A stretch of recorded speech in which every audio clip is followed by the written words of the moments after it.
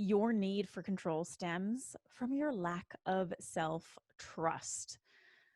Now, trust me on this one because this is a lesson that I learned over and over and over again. And it's one that continued to bite me in the ass until I really was able to connect the dots after this weekend's retreat with the Thought Leader Collective. So, whether you're a leader who is trying to control how you're being perceived, online and offline, or you're trying to control your clients' experiences, their wins, their breakthroughs, or you're trying to control other external outcomes that you really don't have any control over, you are really holding yourself back from experiencing the fullest potential of your leadership. In this episode, I get real about what it means to be a control freak. And before you skip this episode thinking to yourself, I'm not a control freak, I don't need to listen to this, I invite you to listen, because I used to think that I wasn't a control freak. And I was super fucking wrong about that. So tune into this episode and learn why your addiction to control is really due to your lack of self-trust. I also talk about how I went from controlling my event and retreat schedules down to the last minute to allowing space for more profound client experiences and space that actually felt a lot better to facilitate. I also talk about 6 signs that you are trying to control the outcome and why your client's breakthrough is not actually your responsibility. And then finally, I also share ways in which you can start to cultivate self-trust. This is a really, really awesome episode, so please tune in. And side note, I have some super exciting news. So I have decided to open the doors early to next year's Thought Leader Collective. So if you want to be part of a community of leaders who are really devoted to rising together with integrity, leaders who are devoted to supporting one another, who are devoted to working together and collaborating, I invite you to be part of the 2021 Thought Leader Collective. Together, we will work to amplify your presence while deepening your inner work and creating solidified relationships with other leaders who are really going to be there to support you. This is not just a mastermind. This is not just a group coaching program. This is not a mentorship opportunity. It is all of the above. So if this calls to you, I invite you to apply to become one of the 10 leaders in the 2021 Thought Leader Collective. Just go to www.rubyfremon.com/TLC. That link and more will be in the show notes. If you want to connect with me, have a question about the episode, want to share your takeaways, please shoot me a text message, 1-781-336-0160. And of course, if you prefer email, join my email community at rubyfremon.com/subscribe. Now, whether you are a loyal thought leader or a brand new listener, please take a moment to download a few episodes and drop a rating and review on iTunes. I need your help in spreading this message. So if you dig the podcast, please download a few episodes, drop a rating and review. Now, it is time for us to talk about your need for control.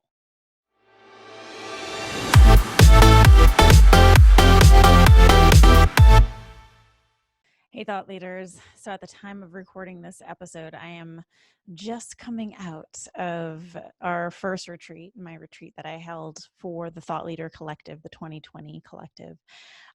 So I am in the midst of integrating a lot, because a lot happened at this retreat, and not just for the leaders in the Thought Leader Collective, but for me as well. And I think that that's one of my favorite things about the work that I do as a coach and as a guide and as a mentor, is that through my clients' experiences, I also learn more about myself. And I'm sure you've experienced this as well, right? Like every client is a mirror. For those of you who serve clients, like every single client is a mirror in some way, shape, or form. Every client teaches us something, whether it's something about the way in which we serve, something about ourselves, something about our own shadows. They are reflection. You know, this is the beauty of the work that we do. And this retreat, just, it was like we were, well, first of all, we were in Sedona, which was incredible. It was my first time there, actually. And our house, the house that I booked for our retreat, was situated smack in the middle of all four vortexes in Sedona. And I didn't do this intentionally. And it was incredible to just be amongst these powerful vortexes, amongst the red rocks, and feel super held. But it almost felt as if we were in this like amplified box of mirrors.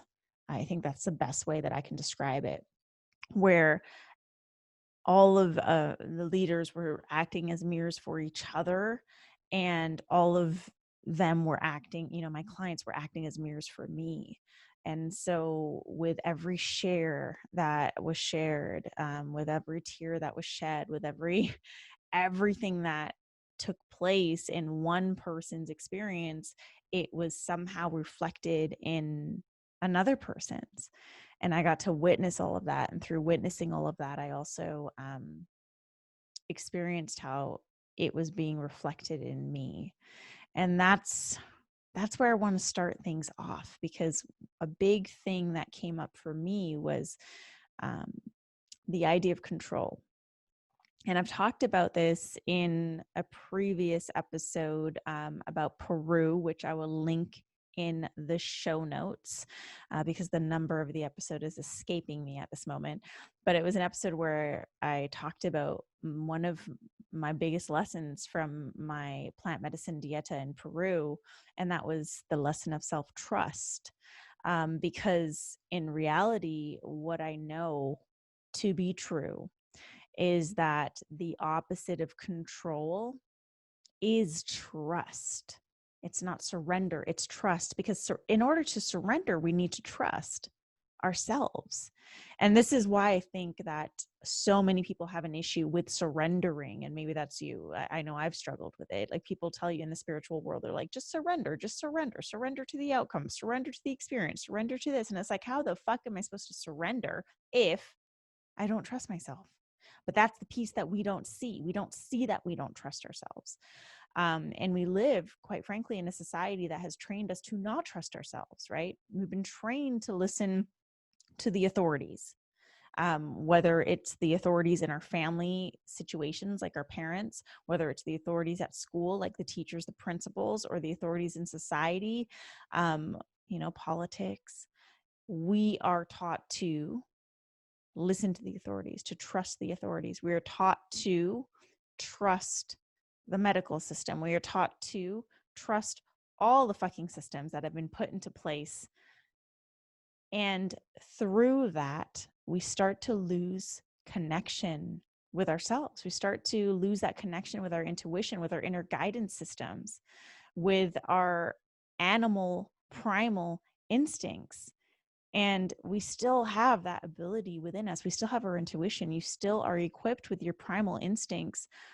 You're still equipped with everything you need in order to trust yourself, but you have to open yourselves back up to trusting yourself.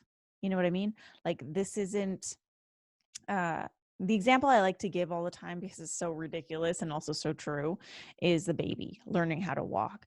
When a baby first stands up and starts to take those first steps, they fall over, right? They're like these little drunk beings that are walking around falling over everywhere, but they don't ever fall over and say, oh, I give up. This is so hard. I'm never going to be able to walk. No, they trust themselves to get back up and take another step. And maybe they fall again, but they trust themselves to get back up again and take another step. So we had this instinctual ability within us. It's innate. We had this. And then through our journeys, through our personal experiences, through all the shit that was projected upon us, we lose that because we start to trust external sources more than we trust ourselves. And this is where the habit of trying to control everything comes into play. Your habit of control comes from a lack of self-trust. You are a control freak. Because you don't trust yourself, simply put. And I say this with love because this is me. This was me. This is something that I've been healing for the past couple of years.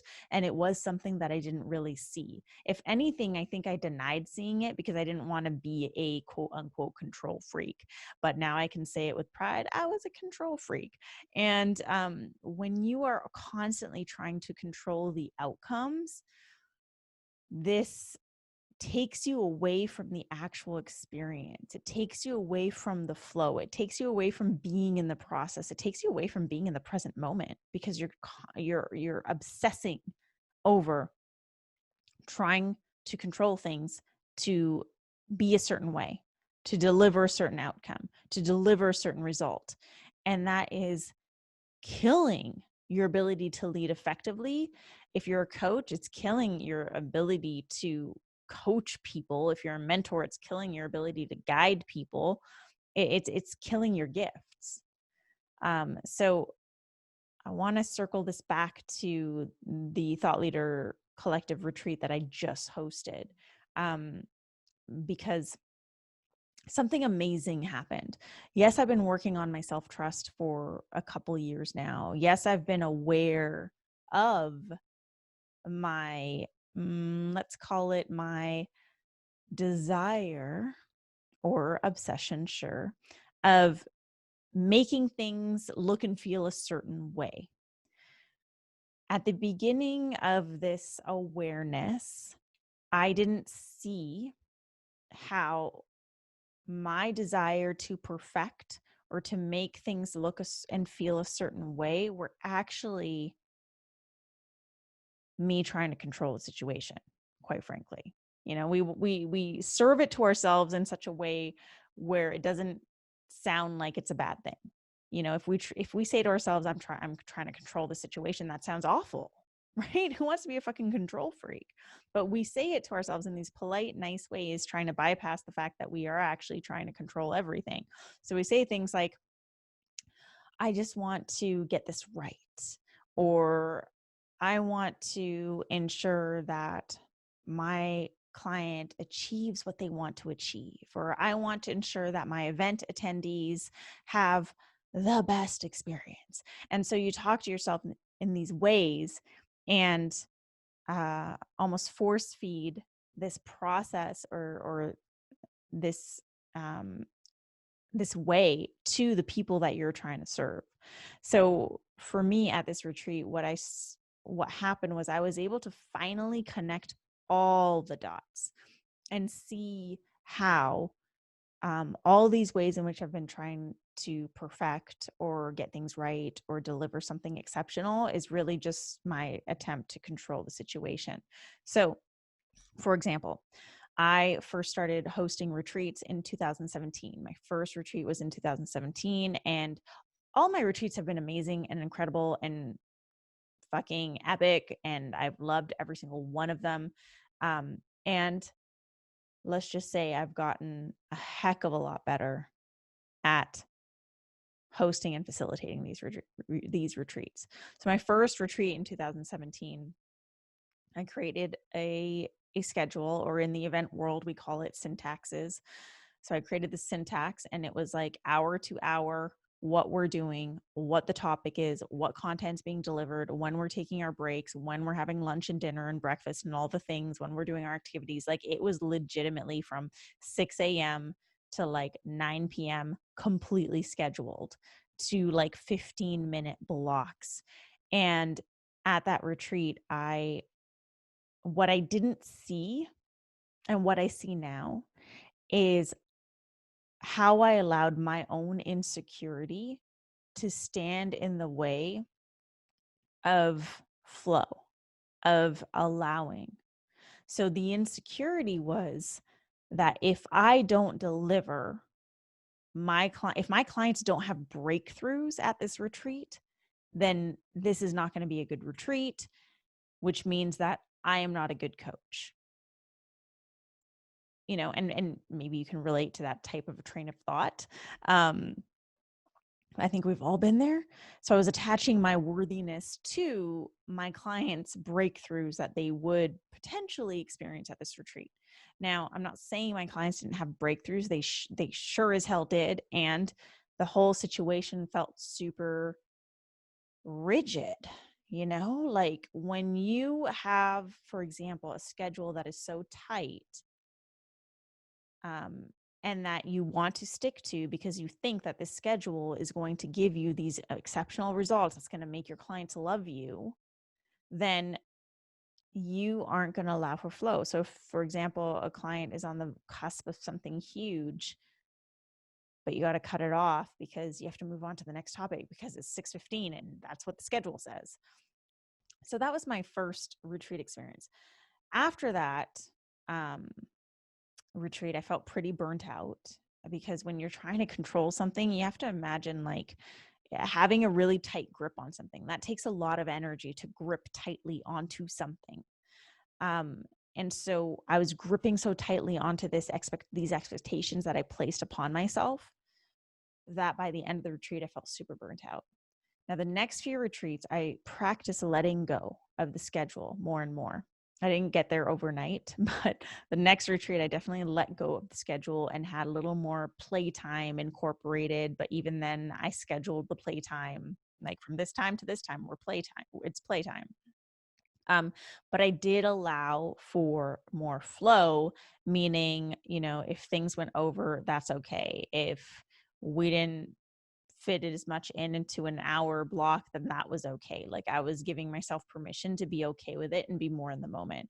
And then the next retreat, I let go even more. And then this retreat with the Thought Leader Collective, I have never felt as good as I did at this retreat. I've never felt as good at other retreats that I did at this retreat. Like I had fun.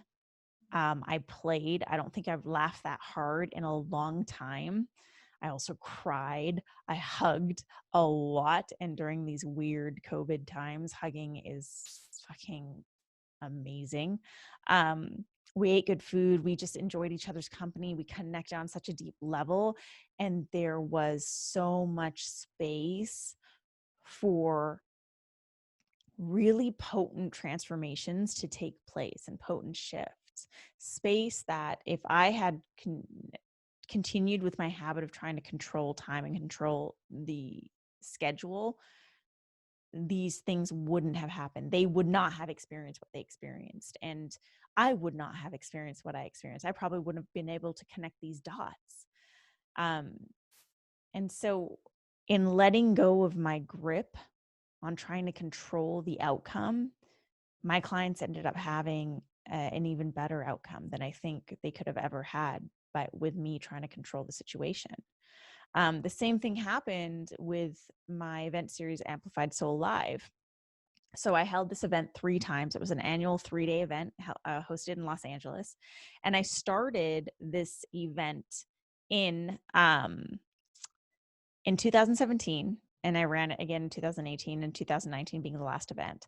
And in 2017, I was super strict with the schedule. I wanted to control the attendee journey. Now, I believe in delivering a journey. I'm really exceptional at what I do with event production, and I took it to another level at the event. It was a great event. Every single event was fucking amazing. I loved it. But at the end of the day, I felt different at every single event. The first event was the most burnt out I felt from an event. Like I literally would come home every night of those 3 days, and my husband would joke around because I'd be super loopy, completely out of it, acting like quote unquote drunk when I really wasn't because I'm sober. But it was because I was so drained from having to control or feeling like I had to control the way in which things unfolded. It also limited the way in which I was able to interact with my audience, because if I'm trying to stick to a schedule and deliver certain things by a certain time because I'm trying to control an outcome, and the outcome is like I need to have all these people have this certain breakthrough and this is what I need to do to achieve it. Oh, that shit is exhausting. I even had my event manager she had these signs, like she would signal me when I was going over so that I could reel things back and like quickly shift gears and go on to the next thing. The second time I ran Amplified Soul Live, I created more space for audience interaction. And audience interaction can be really scary. If you ever do live events, the audience interaction is the scariest part. It's also the most fulfilling and rewarding part, but it's scary in that you don't control what's happening. So if you open up the audience floor multiple times at an event for whatever to happen, anything can happen. Anything can be shared. Anything can be brought to the table. You're not in control when you give the mic to an audience member. And that I look back now and I realize why that scared me so much. It wasn't that it wasn't that I didn't trust them. It was that I didn't trust myself in order to hold space for whatever was going to be shared on the microphone because I didn't know what to expect. So the second event in 2018, I had way more audience mic time. There was more time for flow in conversations. And I was able to flow a bit more on stage. Now, the third event, the 2019 event, or actually, sorry, going back to the 2018 event, I felt a lot better at the end of it. I still felt a little drained because there was some controlling happening behind the scenes, but I felt better. The third event, 2019, was the best I felt. I left a lot of room for play, meaning to play with the content. So everything wasn't so rigid. That was the event where I had the least amount of slides created. You know, my first event, I literally had a slide for every single fucking thing that I was saying. It was absurd. The second event, I cut the slides down a little bit. But the third event, I had the least number of slides to allow myself some breathing space to just like riff off stage because I trusted myself more to do so. And in doing so, I had some amazing like hot seat coaching opportunities on stage with audience members. I was able to really go deep with several audience members in ways that I wouldn't have been able to do if I was so controlling with the schedule. So all of this really became possible because I started to trust myself more, you know, and it's like at the beginning, I did not trust myself enough to be me, to be the leader, to be the guide, to be the mentor. I felt like I needed to force things to be a certain way in order to achieve a certain result. And now, especially after this retreat and really connecting the dots and closing this loop, I know that I trust myself. I don't have to control things as much in any way, shape, or form to achieve a certain result, because the results that I was chasing were not the correct results anyways. And I'm going to get to that because some of this might come down to the fact that the results that you're chasing aren't the right results to chase. So first, I want to talk about some signs that you might be trying to control the outcome. Because if you're anything like me, you might be listening to this and saying to yourself, I'm not trying to control any outcome, because who in their right mind wants to think of themselves as a control freak? I know I didn't want to. So 6 signs that you're trying to control the outcomes.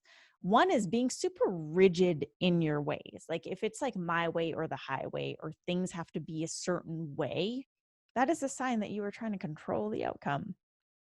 Number 2 is having extremely high expectations of yourself. For example, for me, expecting myself to deliver certain pieces of content at certain times in order to initiate a breakthrough in certain clients. Like that's a big fucking expectation to put on myself.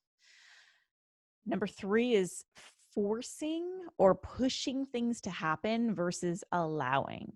So when you find yourself in the energy of forcing things to happen or pushing things to happen more so than you do in the energy of just allowing, that's a sign that you're controlling and not trusting.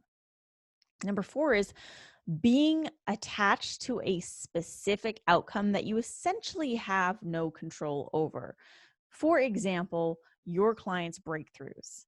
I'm sorry to be the one to say, actually, I'm not sorry to be the one to say this.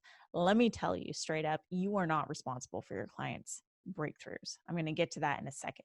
Okay. But let that simmer. Number 5, is having a habit of over delivering and people pleasing.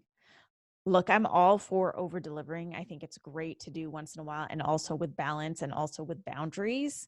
But when you're over delivering constantly to the point where you're draining yourself of your energy, you're trying to control shit. And when you find yourself people pleasing all the time, it's because you're trying to control an outcome. Okay. For all my fellow people pleasers out there, I see you. Number 6, constantly trying to perfect things. My name is Ruby, and I am a recovering perfectionist. Yeah. And I see this in the leaders that I work with a lot, because leaders, we all share ambition and drive. We're all like, have high expectations of ourselves, and in that we like to perfect things. But your habit of trying to perfect things is a sign, a symptom of control. That's a sign that you're trying to control the outcomes. Now, I want to go back into what I was sharing about the things that you don't have control over, and chasing the wrong goals and chasing the wrong results. One being, especially, being that the outcome that you have no control over, which is your client's transformations or breakthroughs or wins. You do not, let me repeat, you do not have control over your client's breakthroughs or wins. You don't. You don't have control over that. You can't control a client's breakthrough or a client's win. You don't. You want to think you have that much power, but you don't. However, you do play a part in their experience. You play a part in their journey. In the plant medicine space, the shaman or the maestro who is administering the ayahuasca, for example, can easily fall into the trap of like the shadow side of medicine, the shadow side of shamanism. And this happens in tribes in Peru, to neo-shamanism that happens in the US. I think it's really prevalent in the US, actually, where you start to get wrapped up in your ego. Like, me serving this ayahuasca is going to give you this transformation. And that's not the case. The shaman or the maestro is actually the conduit. That's it. You're there to connect. You're there to serve the medicine to the people drinking the medicine. And the medicine is what supports the the person in creating these transformations. But they are also a very active participant in this. For any of you who have done ayahuasca or drank ayahuasca, you know this. Ayahuasca doesn't do the work for you. And if you're a passive participant in your ayahuasca experience, you'll walk away feeling no different. You may walk away feeling disappointed, frustrated. But if you're an active participant and you're active in your journey, and you do the work and the integration necessary to connect the dots and make changes and create shifts, then you will experience a really powerful and profound transformation. The same thing goes into this: is you don't have control over your clients' breakthroughs or wins, but you do play a part in their experience. You're there to guide them. Your client's breakthroughs are not your responsibility. Your client's wins are not your responsibility, but guiding them to the best of your ability by being at your best, that is your responsibility. This is a co-creative process. Your clients are responsible for how they show up. Your clients are responsible for integration. Your clients are responsible for taking the action steps, for doing the work, for being and embodying everything that they're learning. So when it comes to this control freak in you that is trying to control all the fucking outcomes in your leadership, in your business, you have to understand that this comes from a lack of self-trust.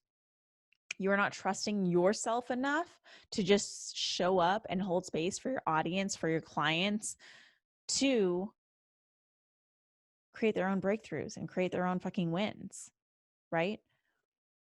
You need to learn to trust yourself. And, well, how do I do that, Ruby? I know you're thinking that.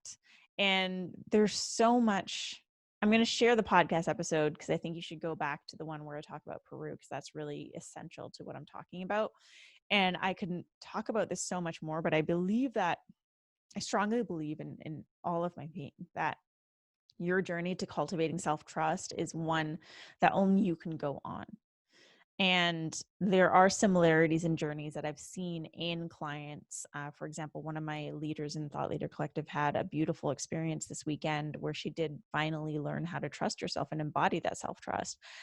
The journeys are different for each of us. However, there are a few things that are the same. You have to start releasing your expectations. And all of these things I'm about to say are easier said than done.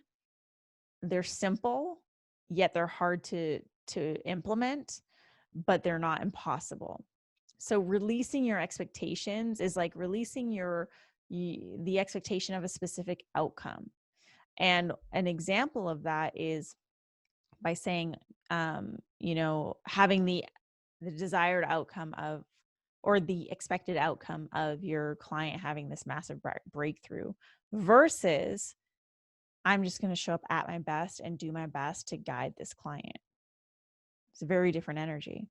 So start releasing your expectations, create more intentions, and the intentions need to be within your control, right? They can't be things that are out of your control, like your client's breakthroughs. They cannot be things that are out of your control.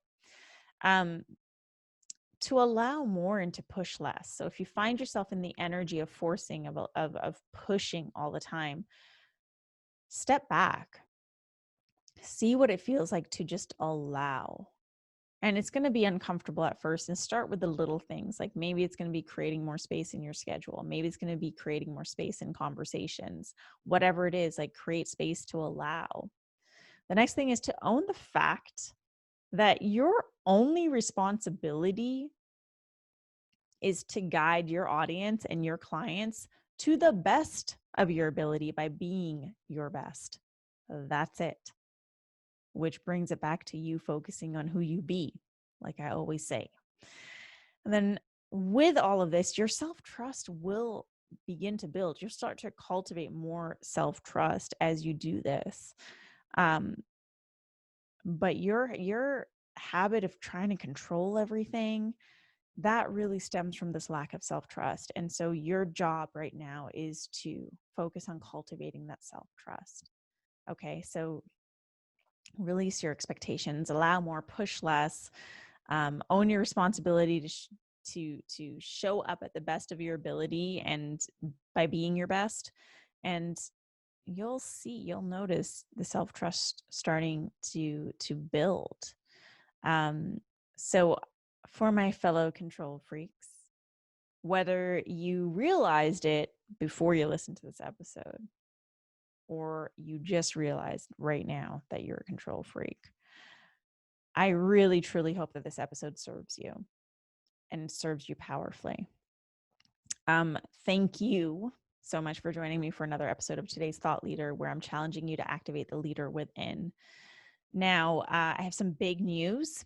I wasn't expecting to do this so early, but I am opening the doors to next year's Thought Leader Collective early. So if you want to be part of a community of leaders who are devoted to rising together, and I mean really together, supporting one another and doing so with integrity and authenticity, and you're seeking to amplify your presence while deepening your inner work, I invite you to apply to be one of the 10 leaders in the 2021 Thought Leader Collective.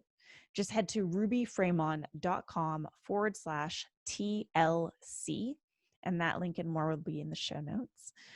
Please be sure to download a few episodes and drop a rating and review on iTunes.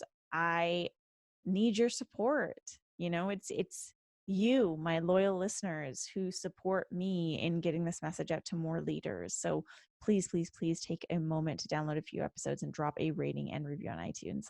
And then, of course, I have this nifty, who the fuck says nifty anymore? I just said it. Text messaging service, shall we call it, where you can text me directly. It goes to my phone, I swear. And aside from the first 2 messages that are automated, that are going to ask you to enter your information into my phone book so I can know who I'm texting. Aside from those two first text messages, the text messages are with me directly, me on my phone. So if you have a question about this episode, or you want to share your number one takeaway from this episode, please, I invite you to text me at 1-781-336-0160. And just remember to mention the episode number, episode 190. And if you're not a text person or you're not in the US and you don't want to accrue long distance charges, you can always email. So join my email list, or my email community, as I like to say, where I do send out leadership advice and announcements for new podcast episodes. So join that at rubyfremon.com/subscribe. And then finally, connect with me on social media. My favorite places to hang out are Instagram and Twitter, although you can find me everywhere. And my handle on all the things is at I am Ruby. Make sure you check back on Monday for a brand new episode of today's Thought Leader. And as for me, by the time that this episode airs, I will be heading off to enjoy my birthday week in Palm Springs. So I should be coming back to you refreshed with another episode of today's Thought Leader. So make sure you check back on Monday. Thank you so much, leaders. And I look forward to either seeing your applications for the Thought Leader Collective or hearing from you from text or email or social media.